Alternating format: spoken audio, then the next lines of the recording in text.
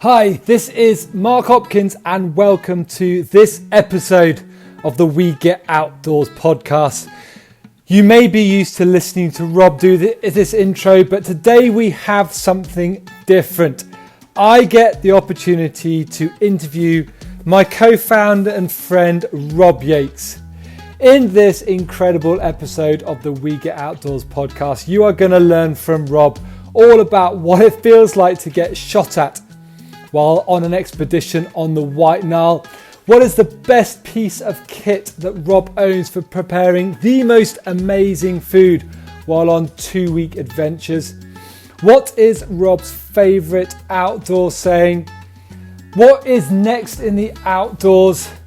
And why our fascination with survival is actually causing more accidents. Now, in this episode, we are going to cover so much. So sit back, relax, and enjoy this incredible hour with kayaking legend, We Get Outdoors co-founder, and genuine great human being, Rob Yates. This episode is brought to you by the We Get Outdoors tribe, where your next adventure is just one click away.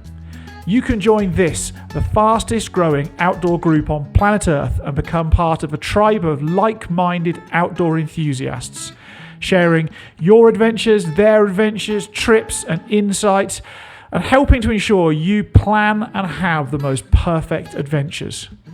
Click on the link in the description below to join for free right now.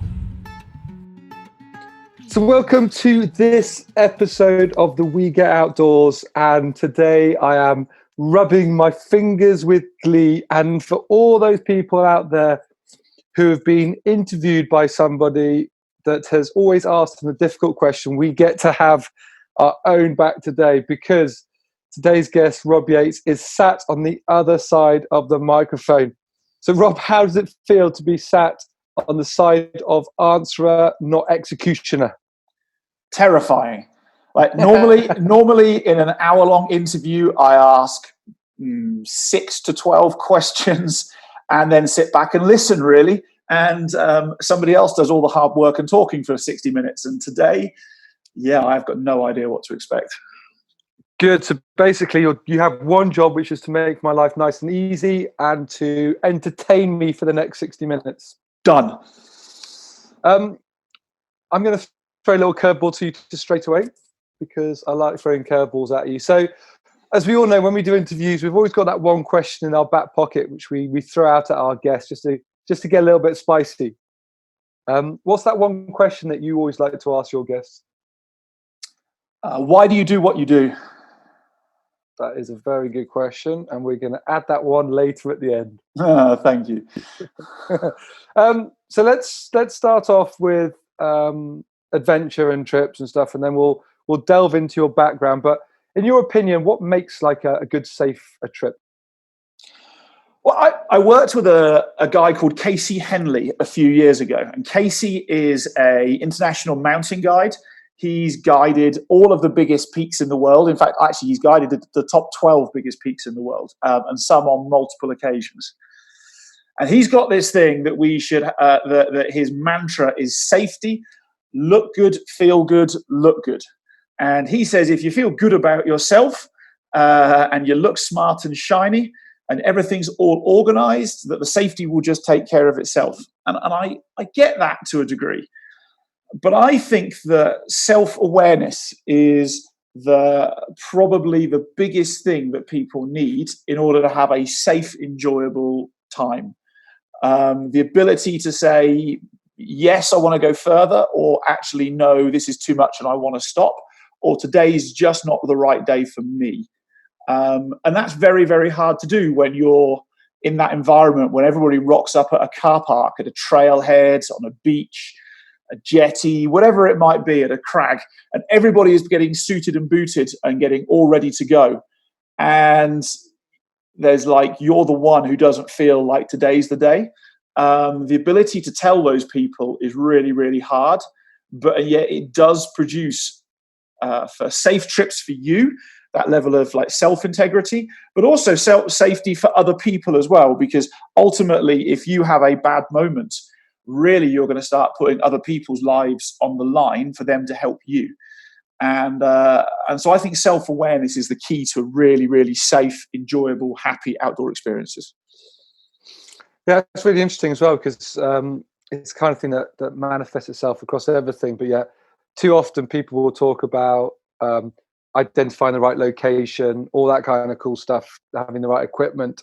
So, but it's all external stuff, whereas you're saying actually you really need to know a lot about your capabilities, competencies, and how you're feeling in that moment as to whether to push yourself into that outdoor, that trip environment.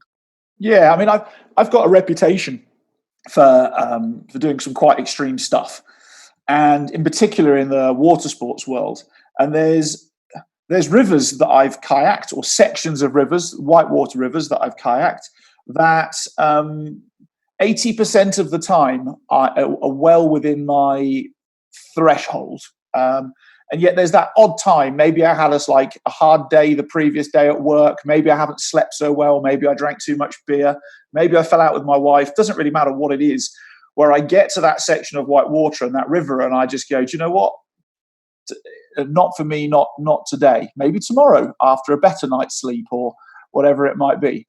And I think all too often we think, oh, I've done it once, therefore I can do it again. But as you get into that more dangerous end of the outdoors, the margins for error get smaller and smaller and smaller, to the point where, in a kayak, just edging or tilting your kayak by 1 or 2 degrees more or less in a particular direction could be the difference between broken bones and hospital and helicopters, or styling it and making it look great on video. And therefore you're that intrinsic self-awareness becomes one of the most important things you can have. I was on a trip recently where I turned back on a mountaineering trip, and I had to ask myself some questions like, am I doing this out of fear, turning back out of fear? And is that fear rational or irrational? Is it something that I've created emotionally in my head? Or is it actually that if you were to do a mathematical risk assessment and say, okay, it's raining, there's thunder, there's lightning, there's wet rocks, the crags I've got to go and negotiate around are very exposed. Is that the reason why I'm turning back? Or is it that, is it just something that I actually should just ignore and walk through? And that ability to self-question, almost like self-monitor, is a really hard skill to learn, but I think it's critical if you really want to take anything you do in the outdoors up to the next level. Yeah, and I just want to delve in, because I'm sure all the listeners are going, did he turn back or didn't he turn back, or how did he come to that solution? So let's just delve onto that mountaineering trip you did, and obviously you turned back. So when you went through those questions and stuff, what were the specific questions you were asking, and then how did you come up with the decision to turn back? So a bit of context. So I was in the South African Drakensberg mountain range, mountaineering on my own, that's a whole different, solo adventuring is a whole different topic that we can cover at some point in time. But I was on my own. And I was about to go and climb the highest peak in South Africa. It's about 12,000 feet. And the route up there onto the escarpment involves some pretty special mountaineering moves, because the level of, it's not that hard, but if you slip, the drop off, I think, Mark, you've been there, been to some of these places actually, like if you slip and drop off the edge, like you're off the edge. And they always say it's not the falling that hurts, but 300 meters, 500 meters further down, when you do make contact, you're not going to hurt for that long, really, because probably death will be what happens. And so I'm wandering up, and it's a whole funny concoction of things leading up to me first recognizing that there was a decision that needed to be thought about. And some of that was, I'd had a rubbish night's sleep. I'd driven for 5.5 hours to start that today. And not 5.5 hours of easy driving either. Like, some of it was gravel tracks. It was quite a drive. My wife had called me on the way to say my daughter's school had called her, and my daughter's having a particularly hard time at school. And that was pressing on my mind. So already as I put my backpack on my back and, chucked the rope in the top and the other bits and pieces, I was already not in the best headspace. And then as I'm walking in, I just get this, I observe the clouds and the weather about me. I listen to the noises the animals are making, the birds and the baboons in that case. And when everything about you is not just you on edge, but everything about you is on edge. Like you're a glimpse away from a thunder and lightning storm in the mountains. The birds are all going nuts. The baboons are going nuts. And it's like the wind keeps blowing really, really hard and then dying. And then suddenly will come back with a massive gusts and dying. And at that point in time, I started to doubt whether or not what I had intended was the best thing for me to be doing.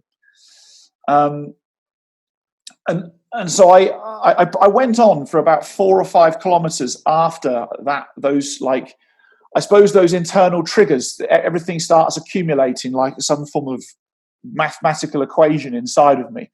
Okay, so if you imagine you're going to make the danger or the equation of 14 almost, like my wife being upset was 2, my daughter's school was another 2, the no sleep and the drive was another 2, all accumulates. And so I got there and I carried on walking and I started asking questions about what am I experiencing? Is this real or is it made up in my head? If it is made up in my head, can I control it and can I change my mind state?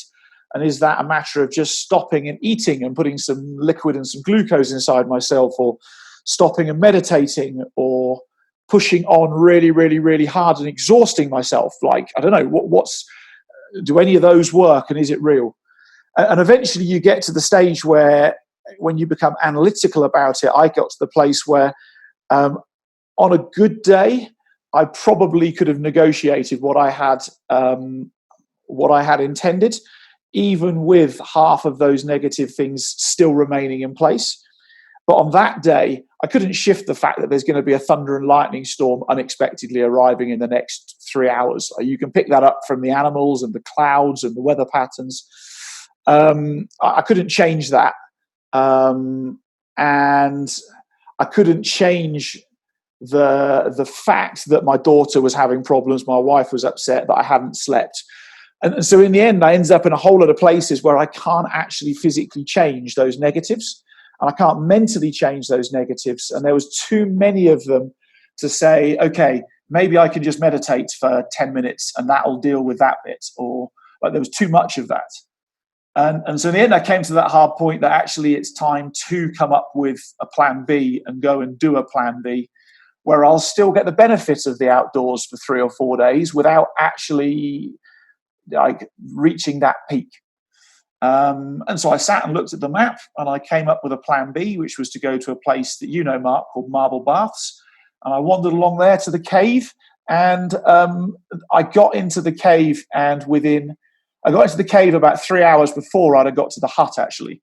And within getting in that cave in under 10 minutes, the heavens opened for 4 hours and there was lightning strikes bouncing off the mountains all about me. Like even in the valleys where I'd been hiking, there was lightning strikes. And that just for me just consolidated, you made the right decision, because the other decision would to still be climbing in that what do you call it, environment, that weather, and who knows what that could have brought. But I'd never want to be lying somewhere with a broken leg saying, or a broken neck maybe, saying, if only I'd have listened to all of those signs, if only I had taken that time to actually think and really come up with the questions that I need to ask myself to formulate a great answer. That was kind of it. I don't know if that answers the question or not, but that was sort of the journey I went on. Yeah, the mountain's always there tomorrow, isn't it? The mountain's not going anywhere. Well, and exactly, and the truth is, with anything we do in the outdoors, it will always be there tomorrow. even the animal that you're hunting or the fish that you're fishing, you will still get that opportunity again tomorrow, as long as you're fit enough, strong enough, and alive enough to go and realize that for yourself. So obviously all those skill sets that you use to make that decision you don't read that in a book. It's not something that you had overnight. It's something that you've developed over 30 odd years of pushing yourself and getting yourself on the outdoors. And as you said earlier, you've got a reputation of doing what I think is blooming stupid things, to be honest. I think every time you tell me some of your stories about what you used to do or show me photos, I feel I come over white with cold sweats. So let's delve into those. Some of the most stupid things I think I've ever seen anybody do is look at a really, really high waterfall and go, I've got a really good idea. I'm going to throw myself off that in this little plastic little thing. And I think and I'm going to call that fun and sport. Yeah. Just so the first time you did it, the first time you got to the top of a sheer waterfall and you looked at it, how did you get there? Let's go for that bit. And then B, what did that moment actually feel like for you the first time? So there's a trend in the outdoors at the moment where people try and go from zero to Red Bull sponsored elite athletes in 2.5 years, and that really is creating more accidents in the outdoors. My journey through that time to actually do that first, and in my case, it was a very, very large whitewater rapid. Excuse me. Was actually a really, really long journey. I had a very, very, very long apprenticeship in the outdoors doing what I would call average stuff. So recreational level average rock climbing, recreational level average backpacking and mountaineering, recreational level average kayaking and canoeing. And I did that from the age of, properly and seriously across all those sports and a few more as well, including sailing, from the age of 8 onwards. And did it very, very, very regularly. So I was lucky enough to be brought up in the Cotswolds. So I learnt map reading in the Cotswolds whilst traipsing around farmers' fields. Well, not farmers' fields, but large farmland and property, the Cotswolds in the UK. And the Brecon Beacons in Wales. And so it was probably 6 years to 8 years, maybe 7 years actually, age 14 or 15, I paddled my first super hard whitewater rapid. Now, whitewater is graded, all water is graded on rivers from grade 0, which would be a flat, almost non-moving piece of river, through to grade 6, which really is significant risk to life and limb. And so that first hard rapid I paddled was grade 5. And I paddled lots of grade 3 and grade 4. And I paddled it, and this guy, and I was on this river with a guy called Fred Wanderer. And I knew that on this river there was 2 hard class 5 rapids. And I'd pestered Fred, who was guiding me down the river, for about 5 hours at this point in time. Like, Fred, where is it? I want to walk around this rapid. I don't want to kayak it. Fred, where is it? You will tell me, won't you? Blah, blah, blah, blah, blah. And I pestered him and pestered him and pestered him. And we got to one rapid, and Fred said, cool, Rob, you're behind me. Whatever I do, you do. Copy it. Follow me. And you want to bounce your boat off that rock just there and throw a stone at a rock. I was like, cool, no worries. And we went down through these couple of rapids, and we got to the bottom, and we got out, and Fred handed me a Snickers bar, and he said, you know those 2 grade 5 rapids you kept asking me about? And I'm like, yep. He said, look back up the river where we've just come from. And I'm like, yep. He said, congratulations, you've just done it. And And that taught me a really important guiding and leadership and coaching lesson that I've used for the rest of my career in that environment. But B also showed me that a lot of that is about through everything in life. There is harder ways and easier ways, and even the scariest stuff, when you're ready for it, there is a logical, linear, easy way of doing it. The problem is that as the environment gets harder, finding that logical solution, I suppose, to that, if you could call it an adventurous problem, gets harder and harder. And so even with the craziest stuff that I've done, for me, it wasn't crazy at that point in time, because I'd found that logical, linear, obvious, low risk route, and I had the ability level to execute on it cleanly and with a degree of sophistication. And so while some people will look at it as a degree of crashing down something and hoping for the best, I looked at it as the margin for error is down to centimeters, and but that's fine, because that level of tolerance is well within my ability level. And so when it actually comes to doing that stuff, I don't actually feel anything, and I don't actually feel scared. I actually feel crystal clear and in perfect control that I have the ability to control what I'm doing and work harmoniously with Mother Nature. And so it should look scary for somebody who doesn't have that technical ability and that level of control. And the identifying factor will be, if you're not ready for it, you will feel a degree of uncontrollable fear. Whereas when you speak to the best athletes in the world, and we spoke with Daz Clarkson on the podcast last week, Daz has done more crazy stuff than I've done.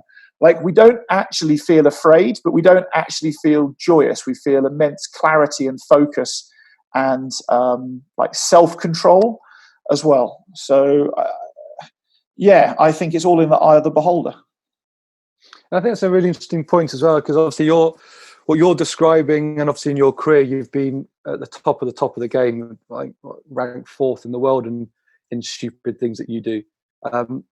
But not everyone is at that level of competence and capabilities. And I think what's your views on, obviously, let's take it down from the elite level down to the recreational level. And how does that play itself out as well, that balance between clarity and fear as you go into the outdoors? Well, I want to talk about a little bugbear, if that's all right. I've got this. I love your bugbears. You do. I've got this problem. I've got this problem. So I'm a firm believer, and my experience over however many years would suggest that the more you celebrate something, the more often you get what you've celebrated. So if you celebrate, an amazing, clean, skillful execution of something, you're going to compound with yourself in your head that this is the right thing to do. And you'll do more of it. And if your teammates or your companions on the river, the hill, the rock face, the sailing, whatever it might be, celebrate technical excellence and skillful execution, and that's the only thing they celebrate, that as a group you'll start to compound this ever-increasing level of competence. What I'm seeing in the outdoors at this point in time is this celebration of survival as opposed to skillful execution. And I think that is busy corrupting people's ability to be good in the outdoors. So a great example of that will be in, let's say, maybe paddling your sea kayak through massive waves onto the beach for lunch, and somebody gets caught by a ginormous wave, and the wave topples their kayak end over end, and they come out, they get ripped clean of their kayak because they don't have the ability to be doing what it is in that environment that they need to be doing, and they get absolutely pounded by the surf, and their mates drag them out and their paddles broken, and then we all celebrate afterwards their survival. Well, I think that the thing we should be celebrating is the person who absolutely styles their landing of their kayak onto the beach. Like, makes it look, what I'd say, like commentator worthy, where the commentator's like, this is the best I've ever seen, this skillful execution. Because ultimately, if you celebrate survival, like survival is just luck. Survival requires zero effort, zero skill. Anybody can survive anything. Like there isn't much involved with survival, really, especially when you're at that end. And so all you're going to start doing is compounding bad execution of bad skills, bad decision making, bad choices. And ultimately, the line between survival and not surviving is very, very thin. And so what we start doing is saying, okay, cool, we're going to put ourselves in more and more and more situations where it becomes questionable, are we going to survive it or not? And so if I was to encourage anybody in the outdoors out there to go and do something, to go and take your recreational level up a level, is to only ever celebrate style. The style of actually doing something that if somebody else was to watch it on video, they'd be like, yeah, I want to do that like that one day. And you will become a better outdoorsman. And I don't think it matters what it is, whether it's hunting, fishing, sailing, kayaking, mountaineering, climbing, surfing, mountain biking. I don't think it matters. I think that is the key for you taking your recreational level up and becoming even better than you already are, probably very quickly. So let's go into that celebration of styling. I'm sure you've styled a number of rivers in your time. I know I love the stories you've told about when you went to Uganda. And also, let's cover a couple of things in these. Let's share some of those cool stories that you told me around your Uganda trips, but also because I know that trip was pretty epic because it was a solo trip, and you mentioned earlier the difference between solo and group trips. Let's as we talk through some of these adventures, let's cover that as well, if you don't mind.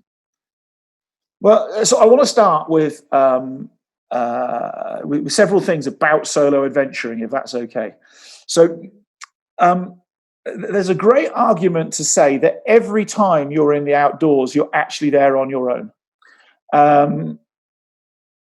And that your own degree of self-reliance, ability to look after yourself and keep yourself safe and make great decisions for yourself is of critical importance.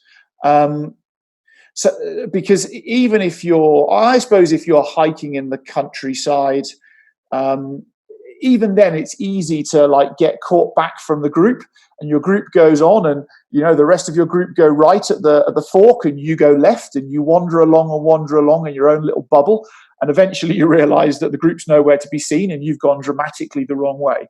So even at the lowest threshold, I think there's a high degree of solo adventuring being something that you're doing more often than people would care to believe, and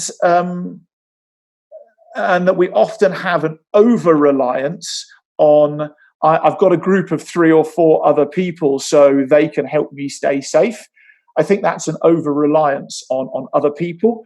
And frankly, when you're in the poo, you're actually hoping that other people are going to execute well and go and get stuff done to look after you well. So I think that's important. I will say that solo adventuring requires a level of mental ability that very, very few people really have when it comes to pushing it. And I think that mental ability goes back to self-awareness again. I think that's the starting point about who and how you are today. But as I said, I think at some point in time, Daz Clarkson, who I interviewed last week, has done all the rivers off Everest and K2 solo, done loads of solo adventures. I think that's a separate podcast. But I do think we're all solo adventuring more often than we care to realize. And I do think that the group that we think we've got with us is a false safety blanket on occasions. In terms of my soloing adventuring, so I got the opportunity to go to Uganda on my own. It wasn't originally going to be on my own, but it ended up being on my own. So I got on a plane from London Gatwick to Entebbe Airport in 1999 to go to the White Nile. And I'd seen this river on a map. And I wondered how big it was and how scary it was. And at that point in time, there's almost no internet and no data easily available on the White Nile. So I got on a plane with a very thin sleeping bag and all sorts of random stuff and a boat, and spent 3 days getting from Entebbe to a town called Jinja in Uganda, and hopped on the White Nile and started kayaking. And I kayaked, I'm going to say very, very, very slowly. So the White Nile's been dammed in a lot of places now, but the White Nile is a ginormous whitewater river. It makes rivers like the Grand Canyon and the Zambezi and other rivers pale into all insignificance, into the size of this river. And I went down it, and that's a whole presentation all on its own, but I spent about 10 days paddling down it. And ultimately, people do what I did then. People do that now in 5 or 6 days as a group, because, the lines down the rapids are known. People have been before. You can get guided down it, so on and so forth. But that was not the case for me. And I stayed in my kayak. I camped on beaches. I was terrified of crocodiles, but I thought hippos were cute. We'll come on to that in a second. I thought hippos were cute, so I've been up close and personal to big hippos yawning and all sorts of things. And we get to the end, and I get to a road, and I knew how many days I had to get back to Kampala and ultimately Entebbe to fly back to the UK. And so I got to a road, and I flagged down a white minibus or taxi van and full of Ugandans, and threw my kayak on the roof with the chickens and whatever else was on the roof. And we drove back through Uganda. Now, at that point in time, there was a civil war in Uganda, and the Lord's Resistance Army was busy fighting the government. And we drove through one bit, and suddenly I heard shots. And at one point in time, people had said, you'll always know what an AK-47 sounds like when you hear it. And they were 100% correct. And suddenly these shots got closer and closer. And suddenly I heard shots on metal. And the driver put his foot down, thank goodness. And when we got about 3 kilometers down the road, he stopped. And it's not often that you see a Ugandan black guy look like pale in complexion. And I'd not really been that concerned. I'd not really been that aware of what's going on. And we get out, and this guy starts walking around his taxi, and so do other people. And we start finding bullet holes through the base of the taxi. If you imagine that there's a bit of your vehicle that goes underneath the footwell and underneath your feet go, at that level, there was 5 bullet holes through the edge of the white minivan taxi. And that's like one experience of that sort of thing that I have experienced. But ultimately, you survive that sort of stuff, and it becomes a story that you can tell your children.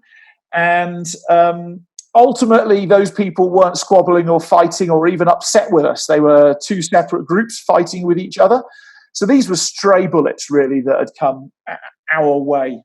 And I got caught a couple of years later in the civil war in Nepal, where there was the Maoist rebellious guys were fighting the government troops, and we were at the bottom of a canyon, and they were having a battle across the canyon, and we had rounds bouncing off the canyon walls as we're sleeping on a beach at the bottom. But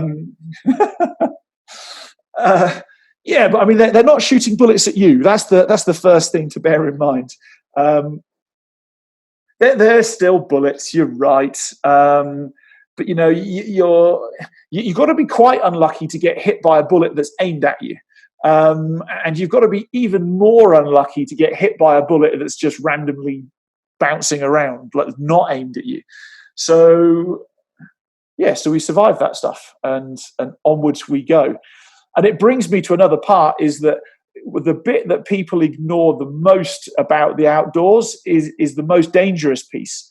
And the most dangerous piece of going in the outdoors is usually, if you do a risk assessment, usually traveling to and from your outdoor adventure location, and usually the first and last 10% of your adventurous experience. That's where most accidents happen.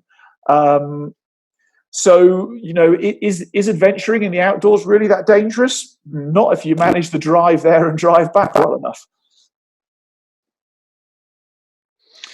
Well, by the sound of things, also, if people go out with you, they've also got to manage the stupidity of Rob Yates that thinks hippos are cute. Yeah, well, so I forgot about that bit. Yeah, so there we go. So I'm flying British Airways. You ready for the rest of the story? I have this. Luckily, I'm sat down. I have this habit of getting on a plane. And for all of you who've flown long haul or international flights, in the seat in front of you, you've got the pocket.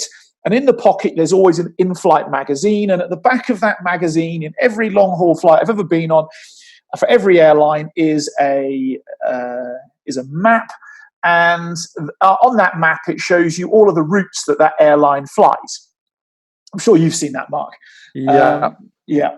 And so the reason why I went to Uganda in the first place is because I was flying back from Nepal, and I was on my own, and I got bored, and I was on Bangladesh Biman, which is a whole different budget international airline experience for a whole different conversation and day.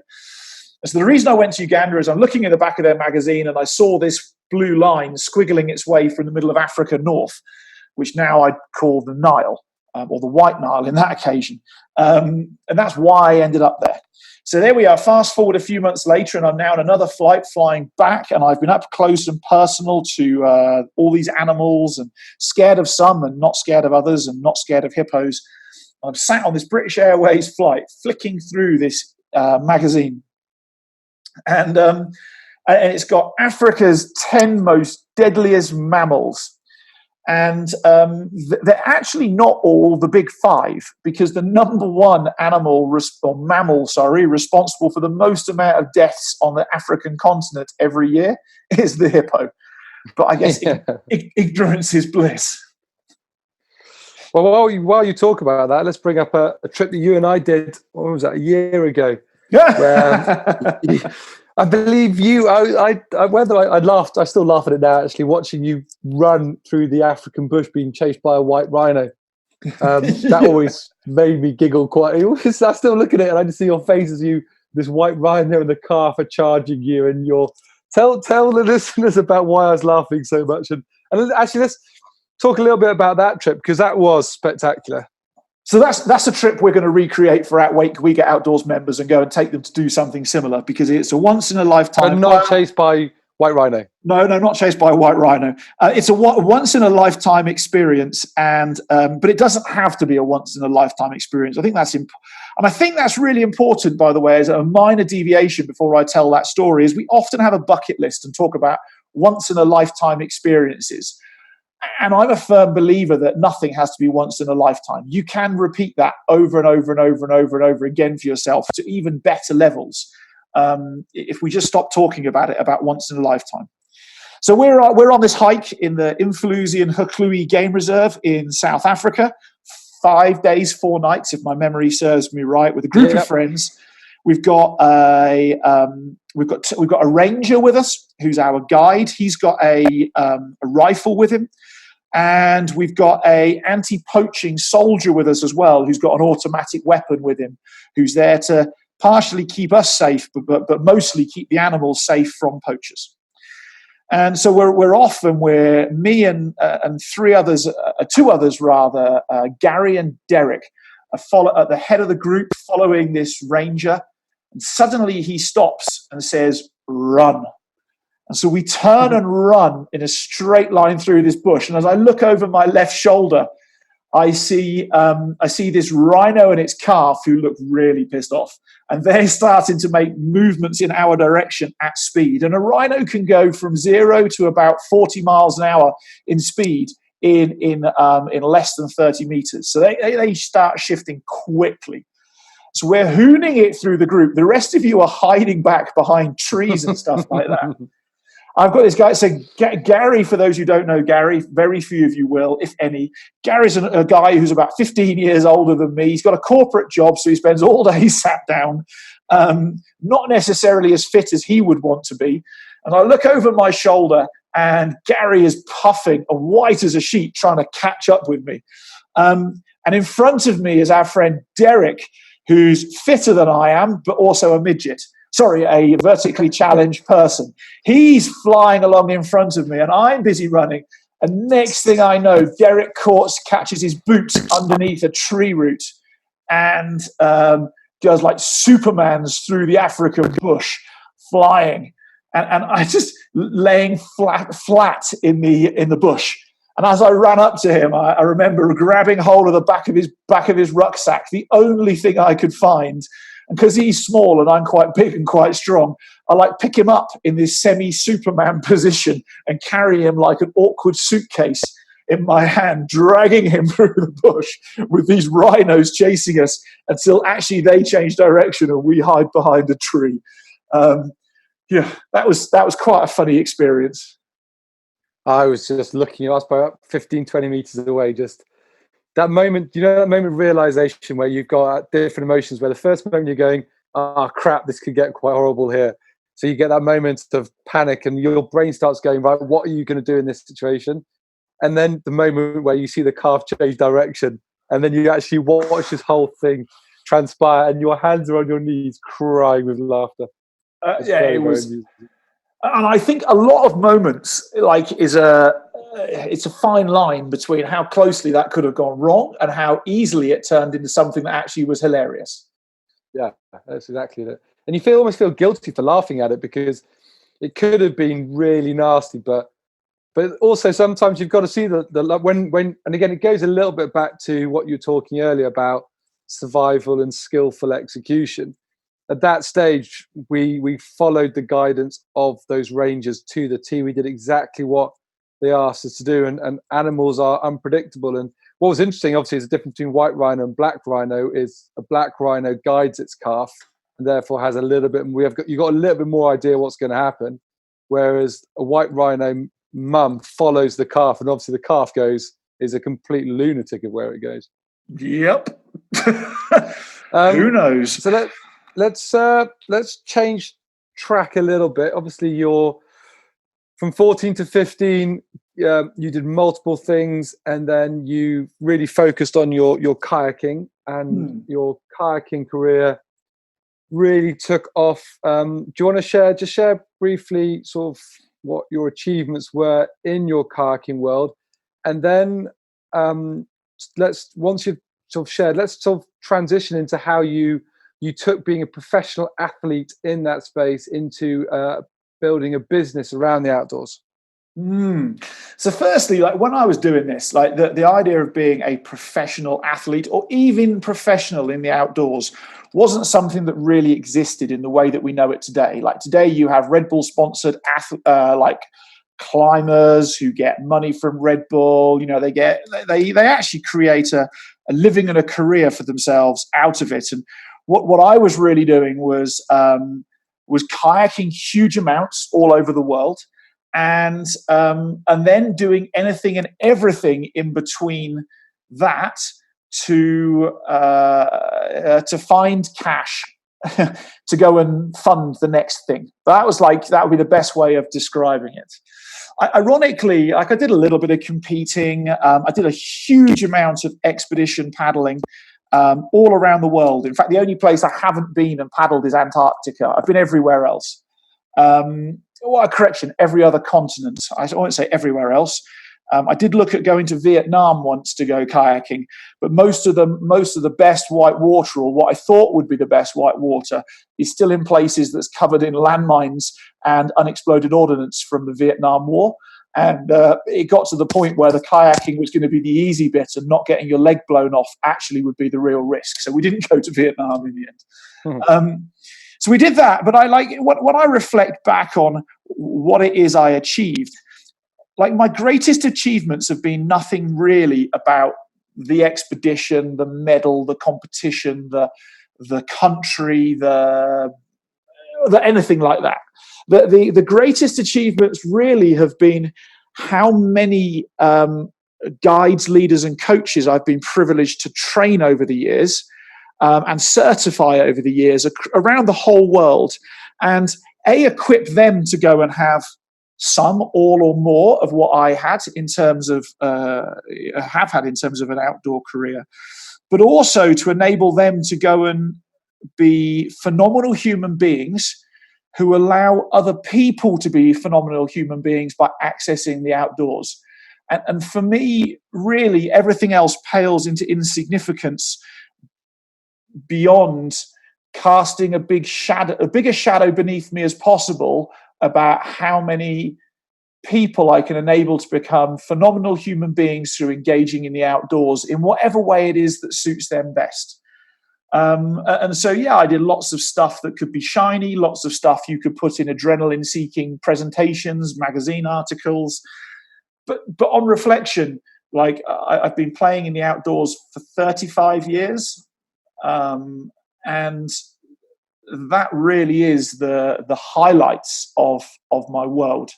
That really is the highlights. I think you undersell yourself a little bit because, as I said, you've done some pretty cool stuff. I've done massive. Let's not beat about the bush. I've done massive expeditions that either people have done after I did it first, or people haven't done after I've done it. I've done all that stuff. But yeah, I don't know. Sometimes you've got to go and see, like, where do you really get your satisfaction from? And what's this really about? The reality is that sustaining a high level of performance in sports where the consequence for screwing it up, like, really is close to death. There is, and I've been there is only so long you can do that for before it catches up on you. And so what's this really all about? Maybe the reason why people engage with me is because of that level of credibility that I built for myself. But it's maybe not what sits most deeply in my heart about what it is that I'm most proud of. No, and I think you've touched on probably one of the things you're most proud of is not drowning and not dying. And you had one moment where it was pretty much touch and go as to whether that was gonna be your legacy or not. Well, that's it. And we all have founding moments. I often joke now when I go to a new chiropractor or physical therapist or something like that, and they start asking you about the injuries you've had and sustained. I often tell them that it's easier for me to tell them the short list, which is what I haven't broken, dislocated, ruptured, fractured, bruised. It's easier to tell them that than it is to tell them what I have done that's a screw up. But yeah, I had a moment in the Himalayas where I was trapped underneath the water to a point where my world went very quiet, very dark, very unemotional, and ultimately silent to the point that I have no memory.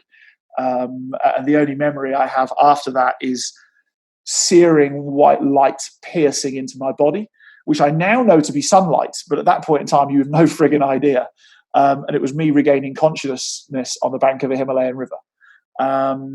Having tried to paddle a rapid that some Chilean kayakers had died on a month previously. And I thought I could do it. And, well, the evidence says that I couldn't. It was really interesting that moment, I carried that negative experience. I had post-traumatic stress disorder for quite a while. I carried that negative experience around with me for a long time. And what it really has taught me is that the volume control of how good you are at doing something isn't your skill level, it isn't your technical ability, it isn't your tactical ability, it isn't your physical ability, it's your ability to have a firm, realistic control on your mental state. And that really is the volume control of how good you are and how good you're going to be. It has very little to do with how fit you are or technically, tactically able you are. It's all about your mind. No, and that's sort of how you started this conversation, was a lot about the self-awareness, and I think let's move on your story a little bit. That self-awareness of doing these expeditions, while incredible and exhilarating and liberating and all those other cool adjectives, is not always going to pay the bills. Mm. So you started to move into how do you create a business out of the outdoors? Do you want to, as you built up Elements? Yeah, sorry, I lost part of that, but this is how I built up Elements. Well, Elements happened out of frustration, I suppose, rather than inspiration and frustration. But I stopped really pushing the outdoors at a point in time, or pushing kayaking in particular, and I decided that if you can't do it anymore, then you should teach. And suddenly I found that the ability to perform at a high level has a zero correlation to your ability to successfully coach at a high level as well, or in fact at any level as well. There is being able to do it only gives you the ability to demonstrate something to somebody, to give them a visual representation of achieving a task or a technical thing. It doesn't actually give you the ability to coach it or teach it. And in fact, often is a distraction from the ability to coach it or teach it, because your ability to coach or teach is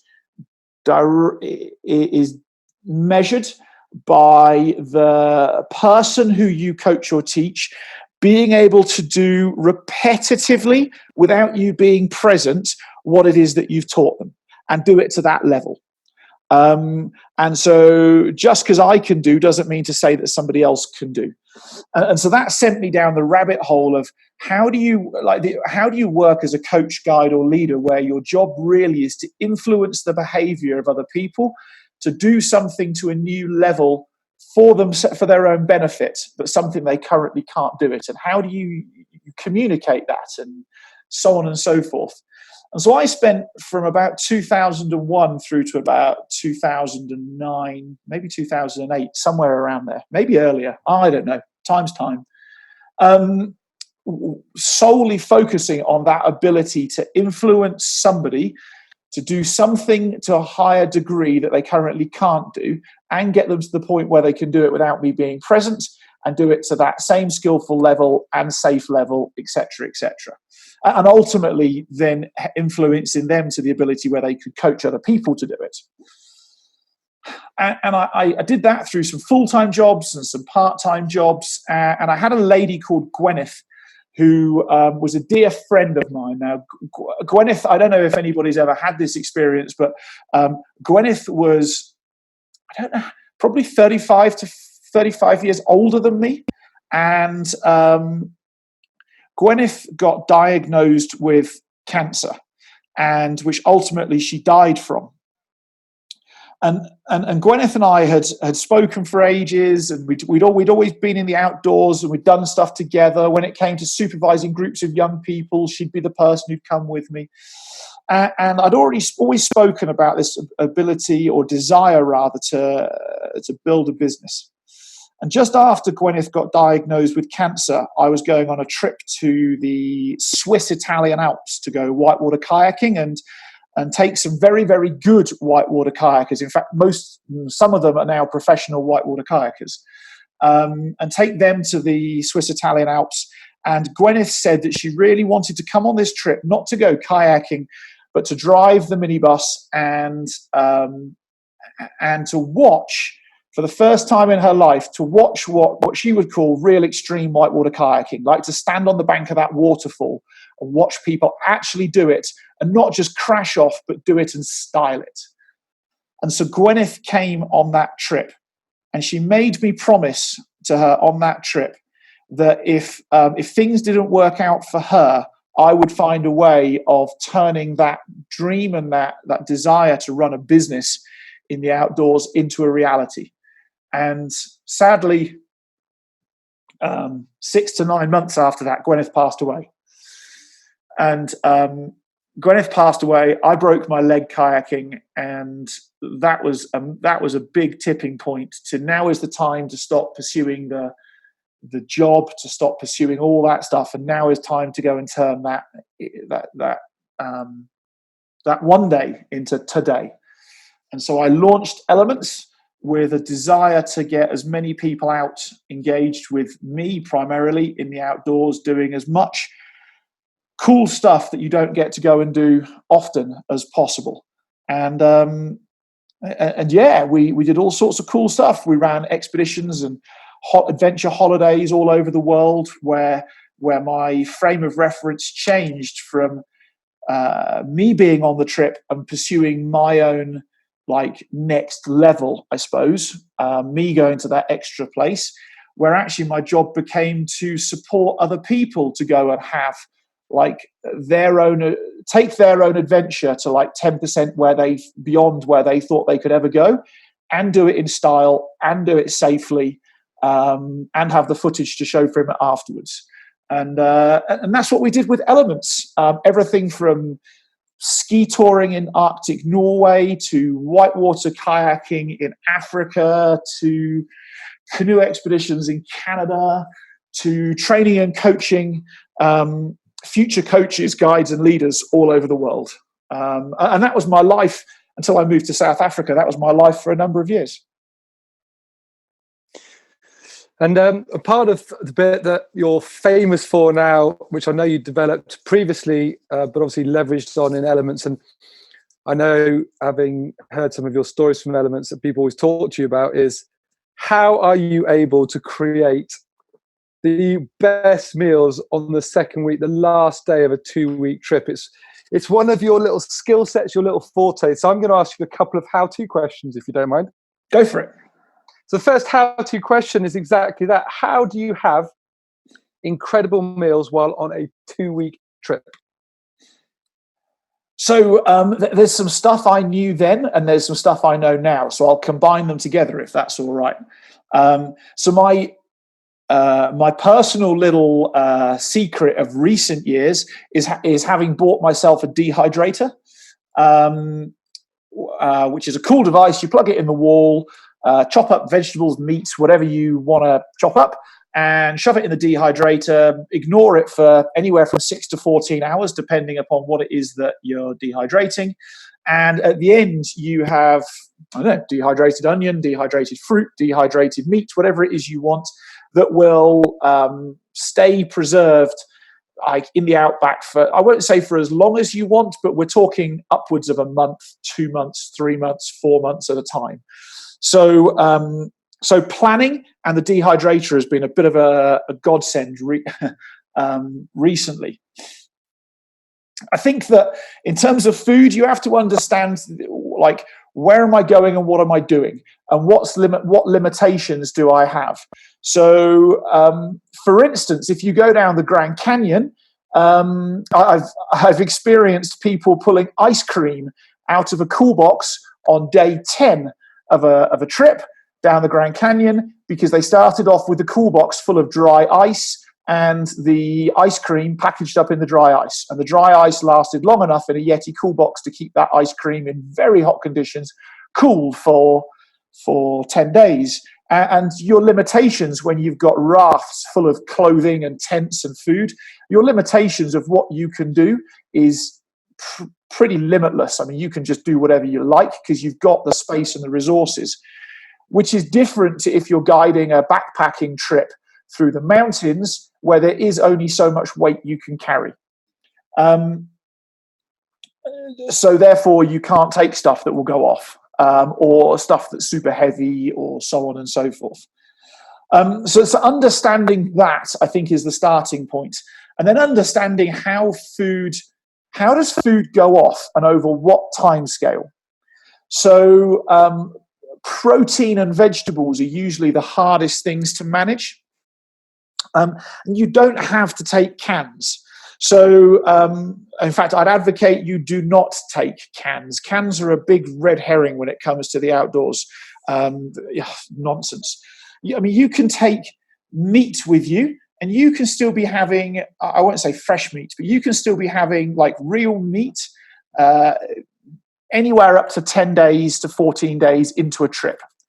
So you start off by, for instance, freezing, and I mean firm freezing, and wrapping in newspaper, and then more newspaper, and then sticking in Ziploc bags. You can do that to chicken, and you can put chicken in a dry bag or a barrel in a canoe, and it's very, very edible. In fact, it's at fridge temperature after 3 or 4 days. So you manage that risk by it slowly defrosts in that environment over 3 or 4 days. 3 days is probably safer, and therefore you're having chicken curry on your third night with real chicken. Stuff like bacon, if it's frozen, I mean, it's a cured meat and it's vacuum packed, lasts ages and ages and ages. And then you get into your dried meats, your chorizo, your jerky, if you're in Africa, your biltong and your dry horse. And those will last for weeks, if not months. So there's a few little thoughts around protein, but ultimately you can end up eating really high quality vegetarian food with dried lentils and beans that you just rehydrate the night before and stick in a waterproof, like a Nalgene bottle, and store them for the following evening. So we were always famed on, like, the last night of a trip on having the world's largest Indian meal for everybody. And it would all be vegetarian. So dal, chana masala, which is chickpea curry, all sorts of different curries, naan breads, chapatis, which are all made of flour. You can transport that for ages. Poppadoms, the list kind of goes on. Because all of that stuff just lasts forever. And it all involves vegetables. You just use the vegetables that if you've got a left that are still healthy at that point in time. And you can eat remarkably well and remarkably fresh food for 14 to 21 days into a trip without having to start digging into dehydrated nonsense. I think that's a red herring. Certainly it has its place if you're on a real hardcore expedition where there isn't time for cooking and there isn't the resources for cooking, because ultimately cooking good food draws, you need more stoves, more gas, more petrol, more wood if you're cooking on fires, more time. If you're on a real trip, you want stuff that you can cook in one pot and you can get over and done with very, very, very quickly, because you're probably going to be pushing your expedition for 13 hours a day worth of activity. But for your average person, most people can't safely sustain more than 7 to 8 hours worth of activity in a day, because you've already got the activity of being at the campsite. You don't have a seat to sit on, so you're sat on the ground or on a mat on the ground. And most people aren't used to that getting up and down. And actually the campsite is full on activity. So then you need to fill that time with cooking great food. I actually went on a trip. I actually went on a trip with my wife and my parents a couple of years ago, and it was a slack packing trip. So we were walking hut to hut through the mountains. And one option was to carry all your stuff in your backpack, and the other option was to do what they call slack packing, which is to have a 4x4 carry all your food and everything else to the next hut for you. And for 6 days, we ate better out of our backpacks carrying our food than the people who were slack packing did. I bet they loved you. They asked. They asked if I could come along on their next trip to cater for them. We are unfortunately starting to run out of time, and I know you and I could probably chat for hours and hours and hours. I've actually got probably another 50 more questions to ask you, but I'm gonna start going on to a couple of themes that we all have in all our podcast interviews. So first of all, I want to start off with a little quick fire round for you. Done. So these are either ors, okay? But the first one I know is important to you, so I'm going to give you 3 options. Everything else is an either or, but the first one, which is probably the most important question for you, is 3. Beer, wine, or whiskey? Whiskey. Beach or mountain? Mountains, because there's whitewater rivers in mountains as well as climbing in hills. Done. Mountains. Water or land? Water. Meat or veg? Meat. Wood or gas stove? Ooh. Wood. Sea or river? River. Winter or summer? That's really hard. That's really hard. Wow. I don't have an answer. I love both in different ways for different reasons. If I tell you what, I'll give you the answer. It's not very quick fire. If I could have my way right now, where would I like to go to in the next few months? I would really like to go to Canada or Norway in the next few months and go and spend some time in a log cabin, doing some bushcraft stuff, maybe some hunting, and staying with snow all around me. That would be the thing I've got the biggest desire for right now. So I'm saying winter for that one then. Done. Go on. Europe or Africa? Europe. Thunderstorm or snowstorm? Snowstorm. Apple or Samsung? Apple. Steak or salad? Steak. Kayaking or hiking? Kayaking. Solo or group trip? Oh.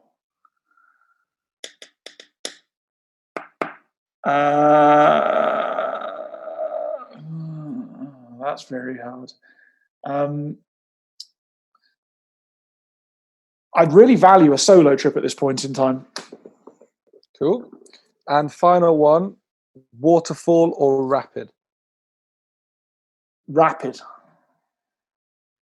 Some interesting quick fire ones there, Mr. Yates. Yeah, stock me on occasions. I love it.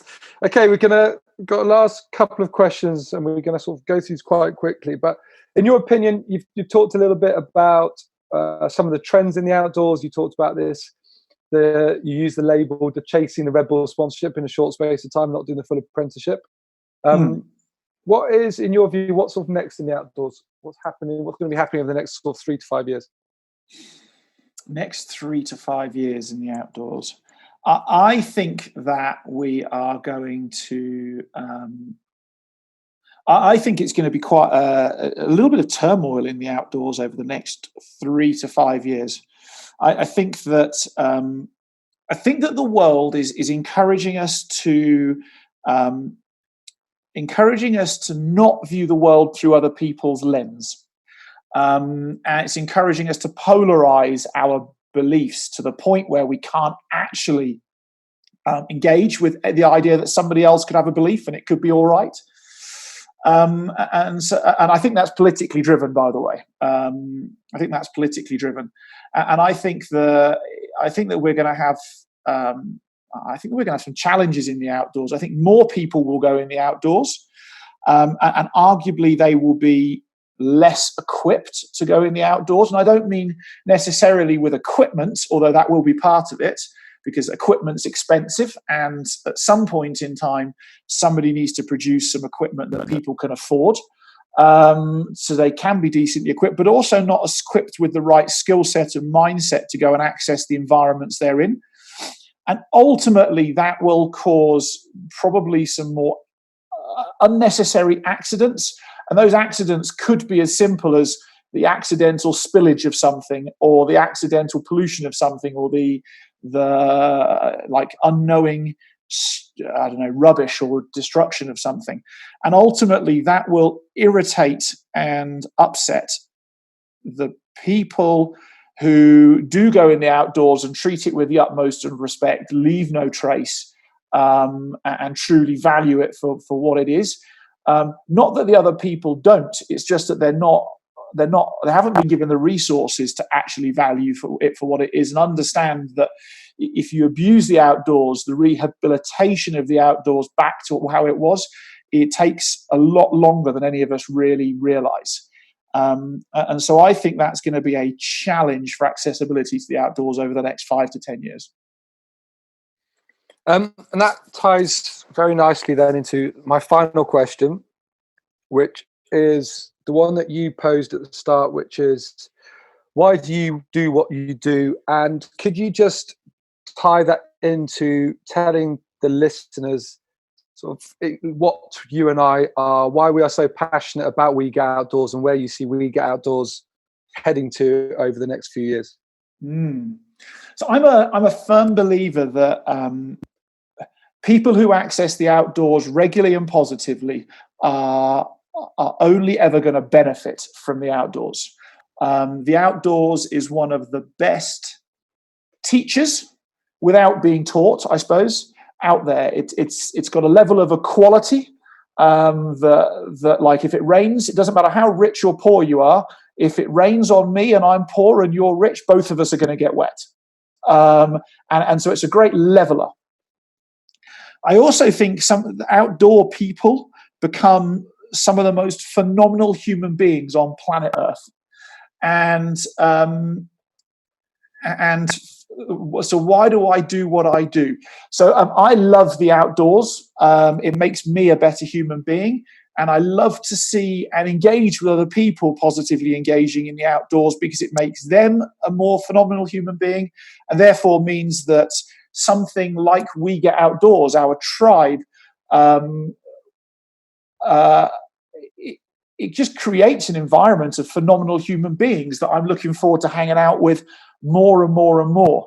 And I'm not somebody, when I look about what I do in the outdoors, I'm not stuck to being a kayaker. If I had my priority list of going in the outdoors, it's got to be the right place with the right phenomenal people. And then the sport is like the activity bit of it's third. So does it matter that it's kayaking, hiking, climbing, or doing some bushcrafty activity or hunting? It doesn't matter at all to me if I'm in the right location with the right people.